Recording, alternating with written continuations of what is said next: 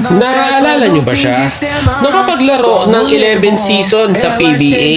6'4" power forward na maaasahan sa kanyang opensa at mahigpit na depensa, na kumubra ng 2 kampyonato, isa sa Santa Lucia at panghuli sa Barangay Ginebra. From Tituan, Zamboanga City, varsity ng University of Cebu, maituturing na dominant big man noong siya'y naglalaro pa sa Cebu Amateur Athletic Association. Umabot ang kanyang pagiging dominant big man from Cebu hanggang Manila.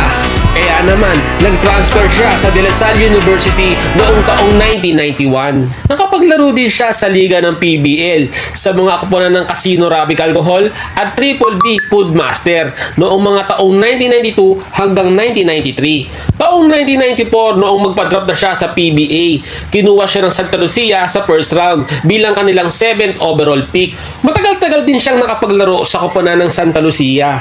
Taong 2001 noong makuha niya ang kanyang unang kampeonato sa koponan ng Santa Lucia, hanggang sa malipat na siya sa koponan ng Token Tex. Saglit lamang siyang nakapaglaro sa koponan ng Token Tex dahil agaran siyang nalipat sa koponan ng Barangay Ginebra. Taong 2004 nang makuha niya ang kanyang pangalawa at huling kampeonato sa PBA sa koponan ng Ginebra. Ang Ginebra ang huling koponan niya sa PBA. Ano mga tol, naalala niyo ba siya?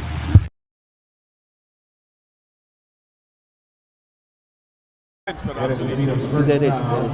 Ito yung galaw ni Noynoy. Over, Ildefonso. Oo. Exactly. So, it is an 8-point lead. Game the last time around, it stopped scoring 14 points, but si Palcasanto